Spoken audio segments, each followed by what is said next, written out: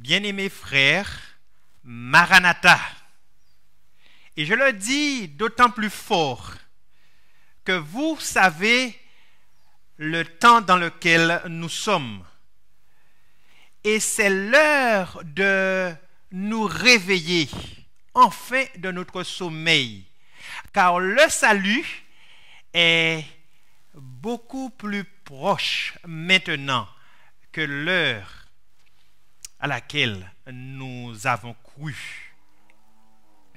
Prions ensemble. Éternel, notre grand Dieu, nous te louerons pour le merveilleux plan du salut que tu as mis en place dès la fondation du monde.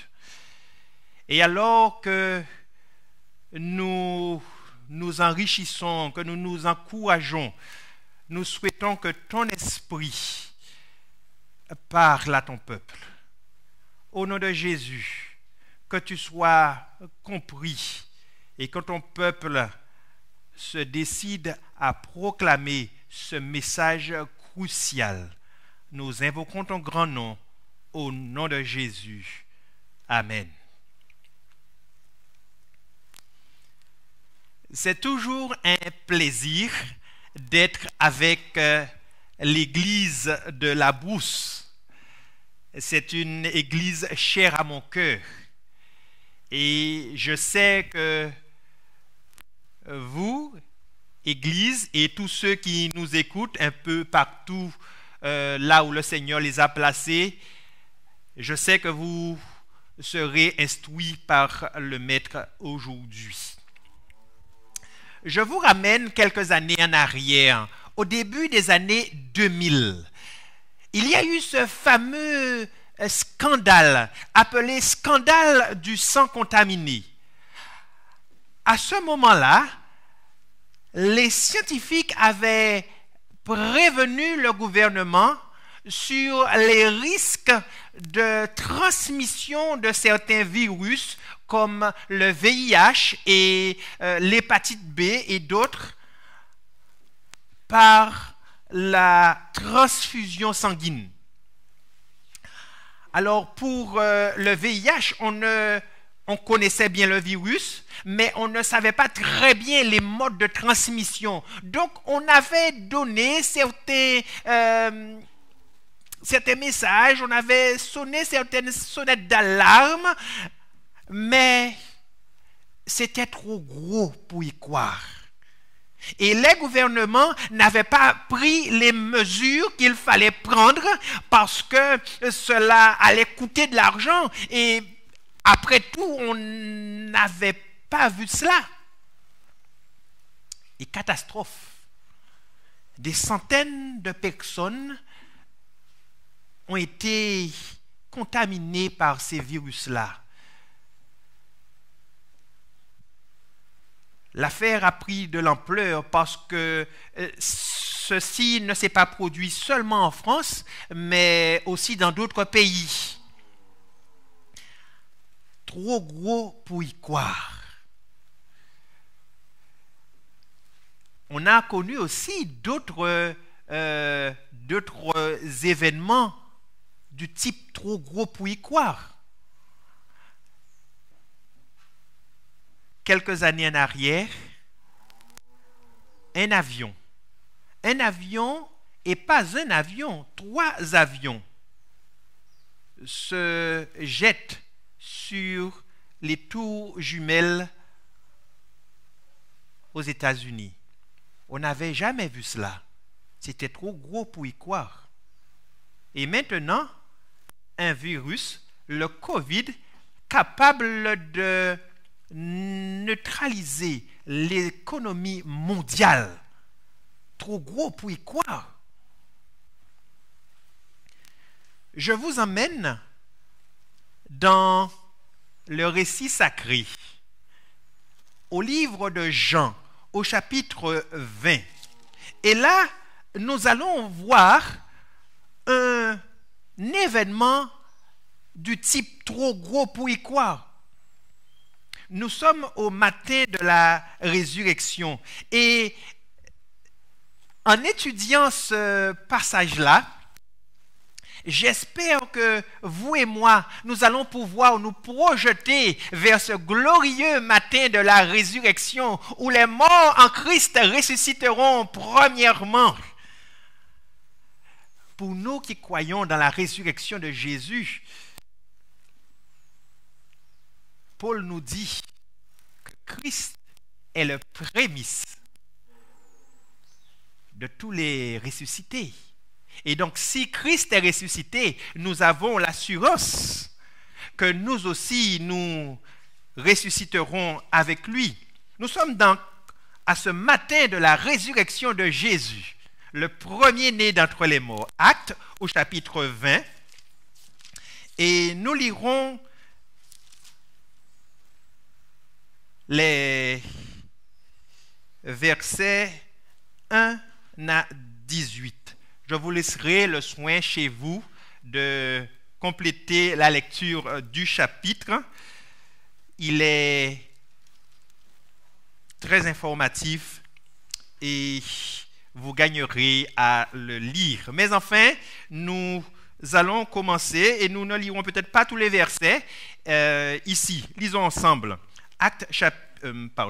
Jean au chapitre 20 et nous lirons à partir du verset 1er. Le premier jour de la semaine, Marie de Magdala se rendit au sépulcre dès le matin. Comme il faisait encore obscur, et elle vit que la pierre était ôtée du sépulcre. Elle courut vers Simon-Pierre et l'autre disciple que Jésus aimait. On entend par là Jean. Et leur dit, « Ils ont enlevé du sépulcre le Seigneur et nous ne savons pas où ils l'ont mis. » Pierre et d'autres disciples sortirent. Pierre et l'autre disciple sortirent et allèrent au sépulcre. Ils couraient tous deux, mais l'autre disciple courut plus vite que Pierre. Il arriva le premier au sépulcre. Je veux croire que cet autre disciple qui n'est nul autre que le disciple Jean a été propulsé par la force de l'émotion. Vous comprenez, quand quelqu'un a hâte de connaître quelque chose, de voir quelque chose, et lui, il avait encore plus hâte que Pierre, et donc il courut plus vite que Pierre.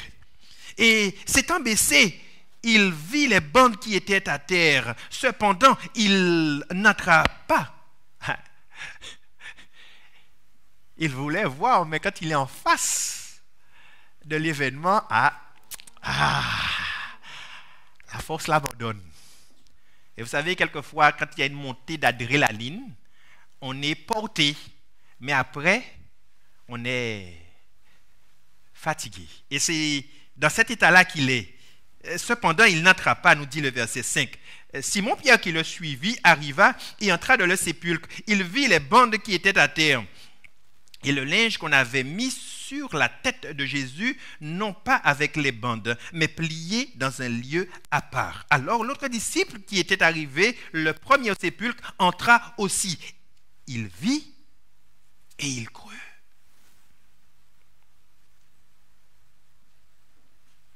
Verset 9 nous donne une précision, car il ne comprenait pas encore que selon l'Écriture, Jésus devait ressusciter des morts. Et les disciples s'en retournèrent chez eux. Cependant, Marie, cette même Marie de Magdala qui était arrivée la première, se tenait dehors près du sépulcre et pleurait. Comme elle pleurait, elle se baissa pour regarder dans le sépulcre et elle vit deux anges vêtus de blanc, assis à la place où avait été couché le corps de Jésus, l'un à la tête et l'autre aux pieds. Vous savez, les anges sont des esprits au service, exerçant un ministère en faveur de ceux qui doivent hériter le salut. Et ils sont toujours présents. Dans le plan du salut, ils ont une place prépondérante.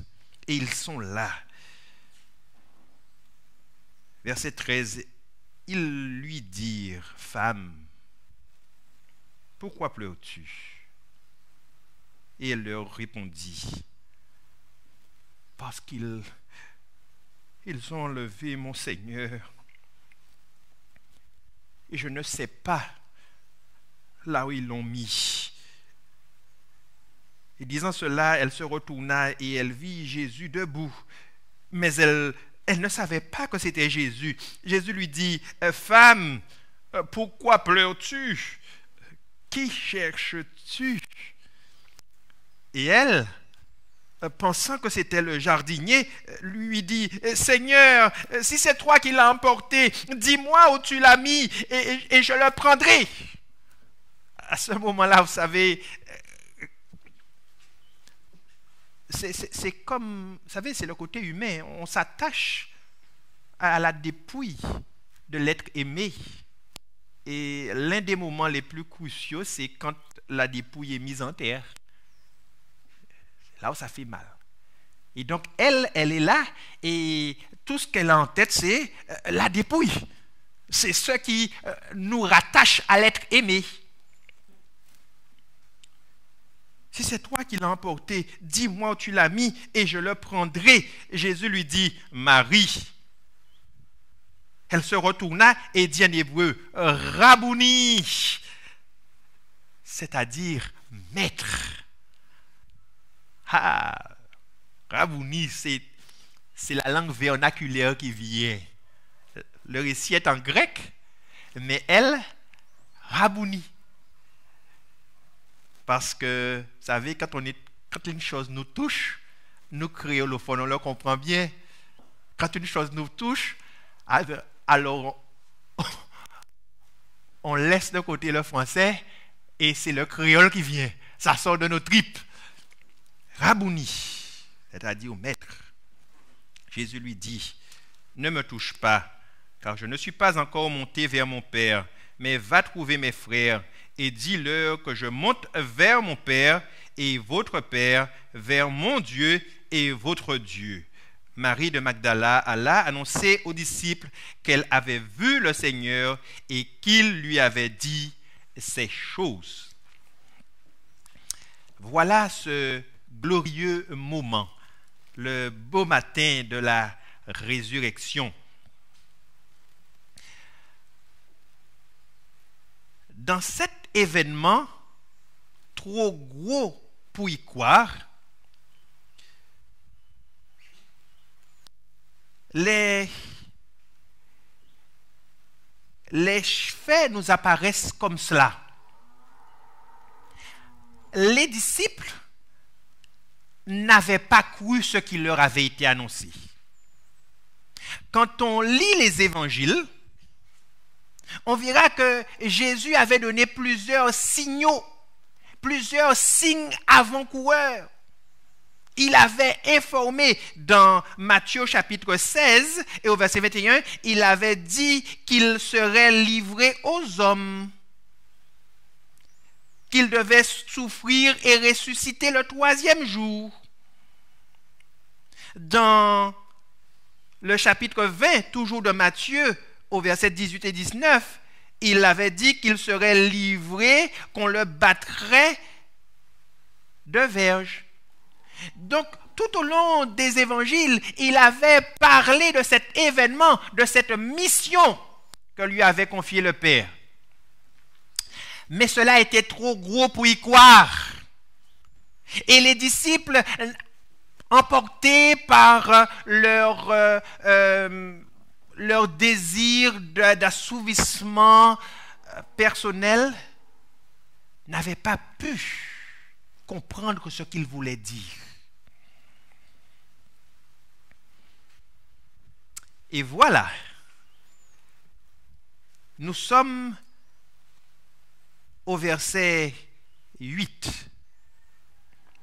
Et l'autre disciple qui était arrivé le premier au sépulcre, donc Jean, entra aussi, il vit et il crut.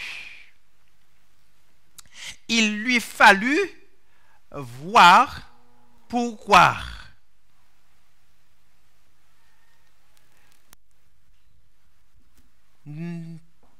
se pourrait-il que nous aussi, nous attendions de voir pourquoi?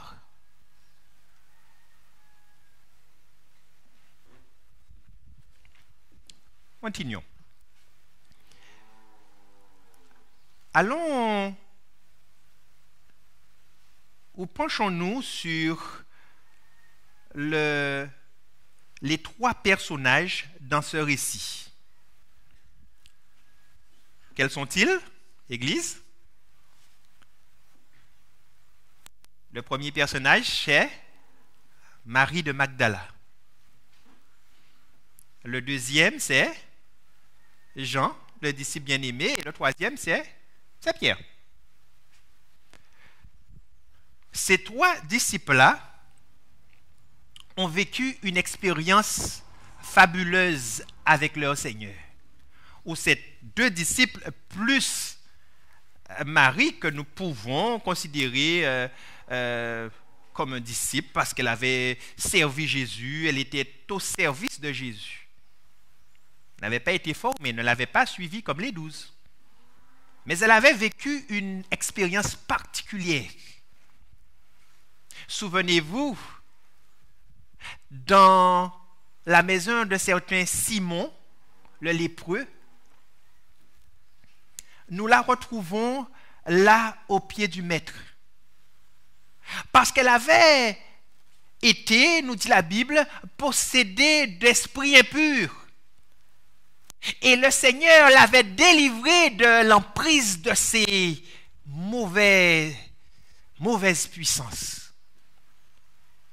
Et vous savez, quand des esprits impurs ont labouré vos corps et que vous vous êtes sentis esclaves pendant des années, et dans cet état de fait, elle avait allié possession et prostitution. Et quand finalement, le Seigneur l'avait délivrée, oh, c'était une victoire! Elle avait appris à aimer ce Seigneur. Elle avait appris à aimer ce Jésus, ce Maître. Et on la voit dans la maison de Simon le lépreux avec ce vase d'albâtre qu'elle avait acquis à prix d'argent. Et les évangiles nous disent que ce parfum-là était très cher. Mais elle avait vexé sous les pieds de son Sauveur et elle était là à pleurer, à mouiller ses pieds de ses larmes et à les essuyer. Elle avait été conquise par l'amour, par l'affection de Jésus. Marie de Magdala, conquise, libérée. Et je pense que beaucoup d'entre nous, nous pouvons nous associer à elle. Nous avons fait l'expérience d'être délivrés de mauvaises habitudes, de mauvaises croyances. Vous savez, vous connaîtrez la vérité et la vérité vous affranchira. La vérité que le Seigneur nous a portée, que l'Évangile nous porte, affranchit, libère. Dieu a fait de grandes choses dans nos vies. Il a répondu à des prières, des choses merveilleuses se sont produites. Et nous pouvons comprendre quelle joie elle avait ressentie, quel amour elle avait développé. Le deuxième, c'était Jean. Lui aussi est appelé le disciple bien-aimé. On l'a retrouvé couché sur le sein de Jésus. Et souvenez-vous, son frère et lui étaient surnommés fils du tonnerre. C'étaient des hommes violents. Mais Christ, par la puissance de son amour, avait transformé ces hommes-là. Et encore Pierre. Pierre qui, dans la circonstance actuelle, venait de trahir Jésus. Mais il avait vu ce regard sur lui. L'intensité, la profondeur de cet amour-là, le regardant de loin.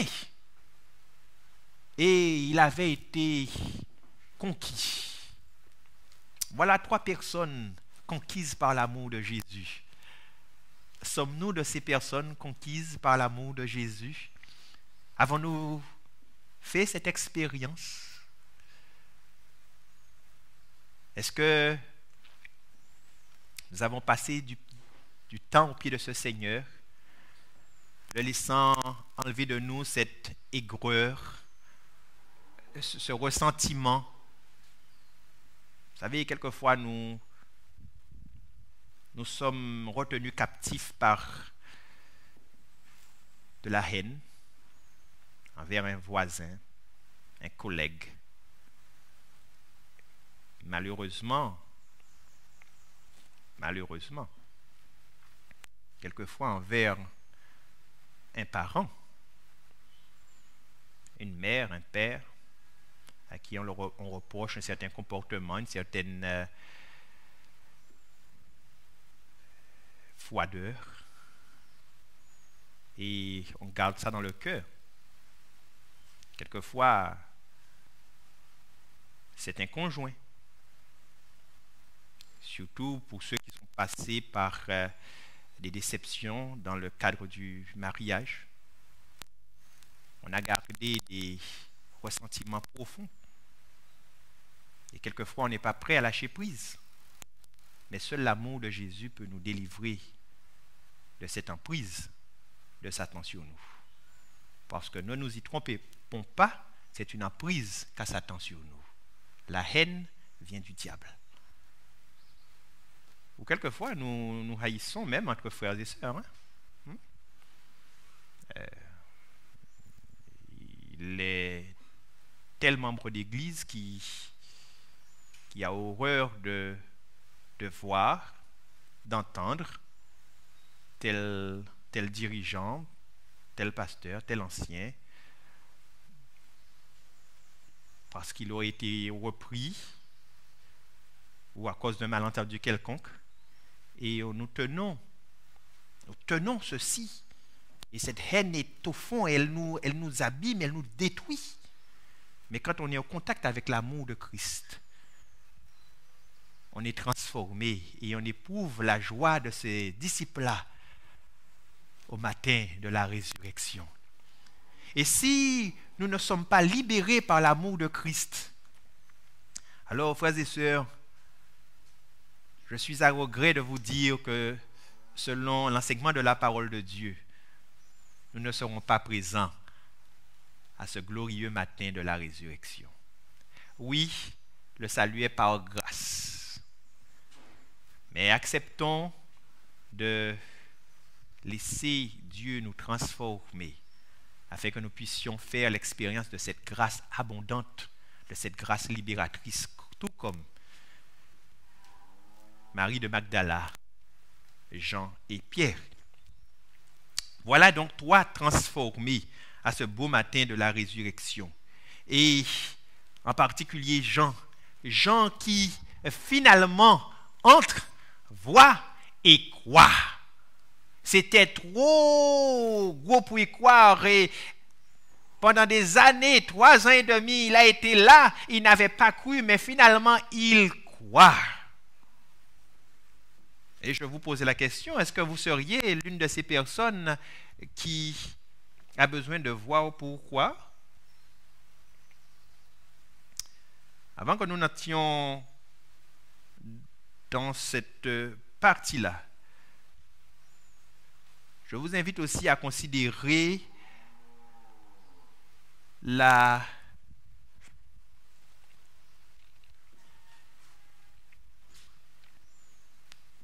mission.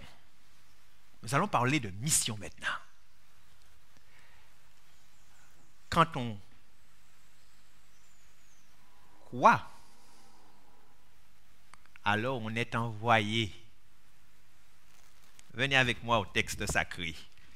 Nous sommes toujours dans Jean, au chapitre 20, et nous irons au verset 17. Jésus lui dit, Jésus s'adressant à Marie, « Ne me touche pas, car je ne suis pas encore monté vers mon Père. Mais va trouver mes frères et dis-leur. que je monte vers mon Père et vers votre Père, vers mon Dieu et votre Dieu. Marie de Magdala alla annoncer aux disciples. Cette rencontre avec le Rabouni avait emmené cette dame transformée à croire au message qu'il avait annoncé. Et vous savez, cette Marie-là avait entendu, à elle aussi, Christ avait parlé de sa mission, et elle aussi, elle n'avait pas pu croire à ce qui lui avait été dit. Mais voyant le Christ devant elle ce matin-là, elle avait cru. Et quand on croit, alors une mission nous est confiée. Regardez, va trouver mes frères et dis-le. Quand on a cru que Jésus est le Fils de Dieu, quand on a cru qu'il est mort, qu'il est ressuscité et qu'il est le prémisse de tous ceux qui ressusciteront un jour, alors on est envoyé. Si on n'a pas cru, on ne peut pas être envoyé. Ah oui, c'est tout normal. C'est quand on a trouvé une bonne affaire qu'on va parler de la bonne affaire. C'est quand on est conquis qu'on peut convaincre quelqu'un.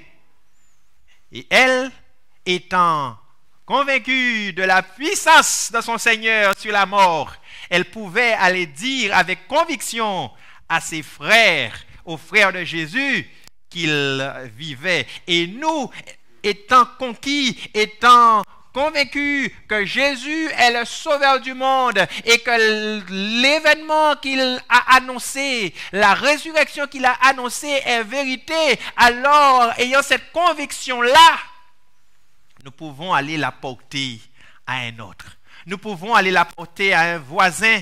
Nous pouvons la porter à un collègue. Nous pouvons la porter à son docteur, à l'infirmière. Nous pouvons la porter dans... Vous savez, dans ma salle de classe. Et oui, les jeunes, dans ma salle de classe, quand je suis convaincu que Jésus est mon sauveur, alors je peux la porter cette nouvelle.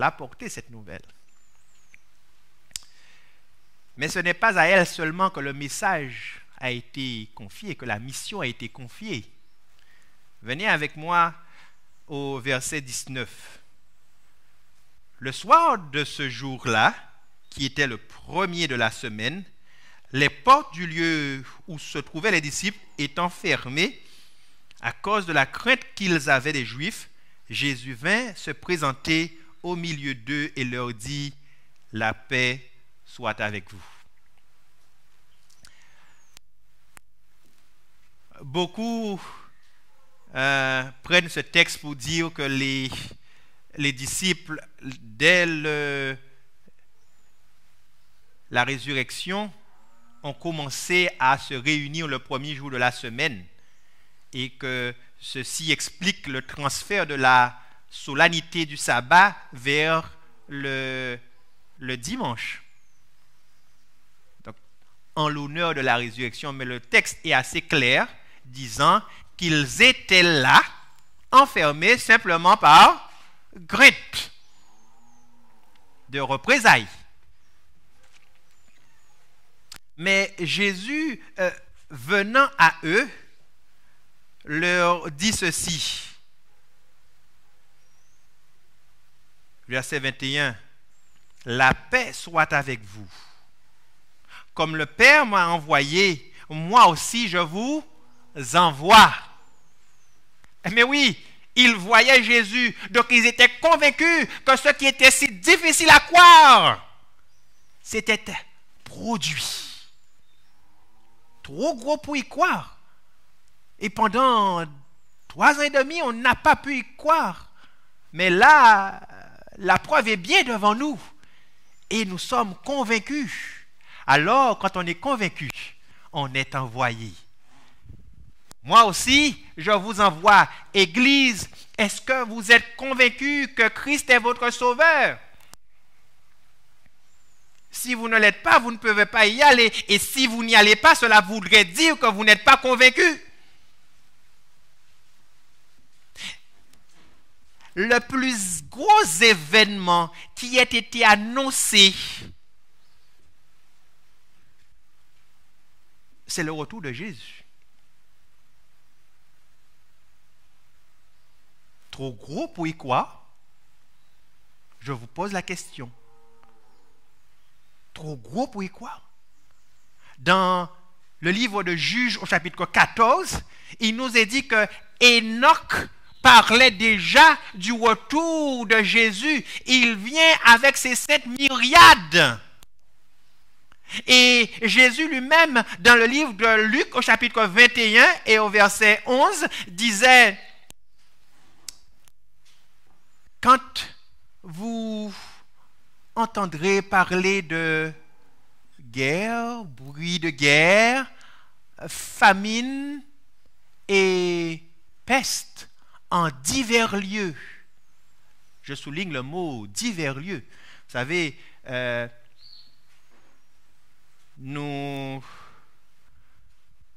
connais une dame très bien placée, car elle a été directrice d'établissement de santé français. Et j'étudiais avec elle ce texte. Et pour cette dame qui a été directrice donc d'hôpitaux, elle s'est tout de suite posée, waouh, oh, c'est vrai. Quand on voit le mot peste, pestilence, cela fait penser à maladie. Et le Covid-19, alors la Bible emploie l'expression en divers lieux, mais ce signe s'est pleinement réalisé parce que ce n'est pas seulement en divers lieux, mais c'est partout. Et le maître parlait de ces événements-là. Il avait dit, levez, quand vous verrez ces choses, levez les yeux en haut. Et il avait d'ailleurs dit que cela se passerait comme pour une femme en travail. Et on sait comment ça se passe. Les douleurs de l'enfantement,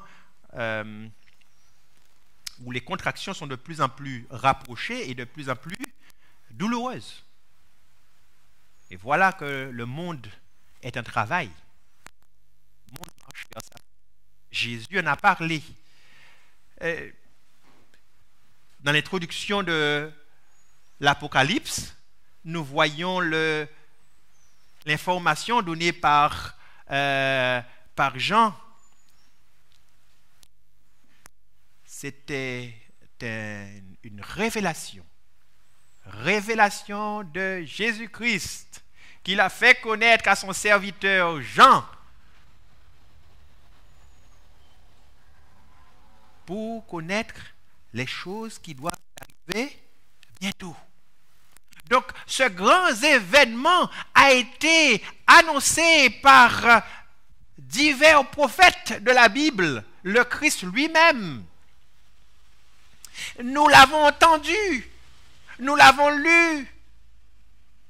Un signal donné au son de la trompette, les morts en Christ ressusciteront premièrement. 1 Corinthiens 15, c'était dans 1 Thessaloniciens 4, 1 Corinthiens 15, car il faut que ce corps mortel revête l'immortalité. Et nous avons lu ces textes et nous prêchons le retour de Jésus. Mais est-ce un événement trop gros pour y croire? Alors mes frères, si nous y croyons vraiment, et si nous y avons cru, alors nous devons le proclamer. J'y ai cru et j'ai prévenu. Dans le cas du scandale du sang contaminé les dirigeants, responsables de santé, gouvernants, n'y avaient pas cru. Et voilà que la catastrophe s'était passée. Moi, j'y ai cru dans le retour de Jésus et je l'ai proclamé. J'y ai cru et j'ai prévenu. Et Église, je vous invite à y croire et à prévenir le monde. Il a fallu que les disciples attendent de voir pour croire et alors ils ont reçu la mission. Parce que nous l'avons dit que si on n'a pas cru, si on n'est pas convaincu, c'est même pas la peine d'en parler. On ne peut pas y aller. Mais Jésus, et vous verrez dans la suite du récit, à Thomas, il lui disait, heureux ceux qui n'ont pas vu et qui ont cru. Mes frères, quand nous verrons ces anges venir avec la trompette. Et en parlant de trompette, très rapidement, je vais vous dire, la trompette de Dieu a résonné une fois dans l'univers. Vous savez quand c'était?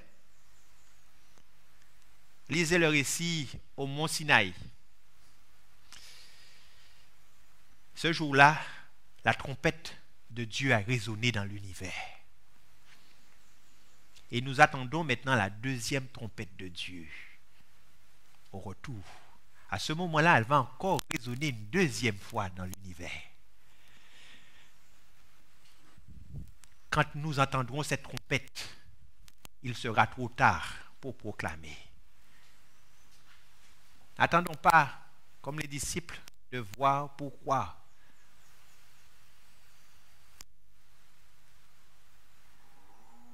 Je vous invite à croire et à proclamer.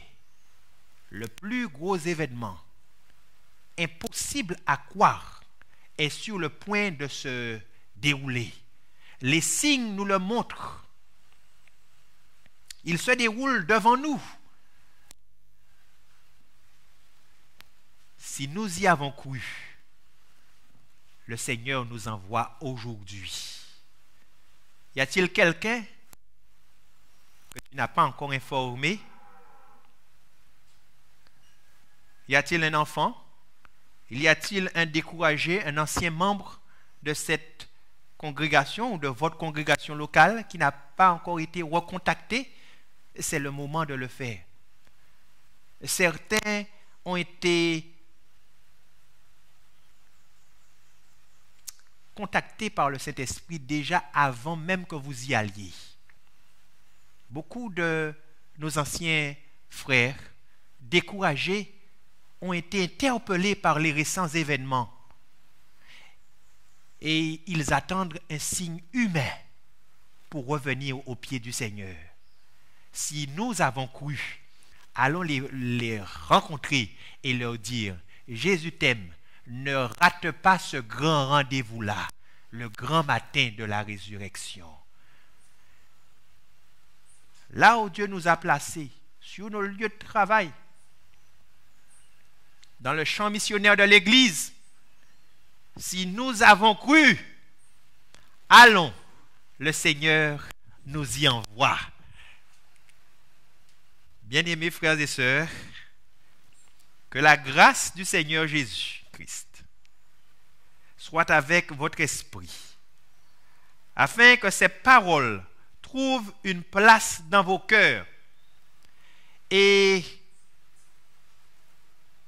que dès que possible, ayant cru à ce qui vous avait été annoncé dans l'Évangile, nous nous mettions en marche avec la même puissance qui a animé les disciples et que nous allions annoncer cet événement fabuleux et préparer ce grand retour de notre Seigneur glorieux. Que l'Éternel vous bénisse, vous qui avez été transformés par son amour, et que l'Esprit l'âme et le corps soient préservés jusqu'au retour de notre Seigneur Jésus. Que Dieu vous bénisse, que Dieu nous bénisse. Amen.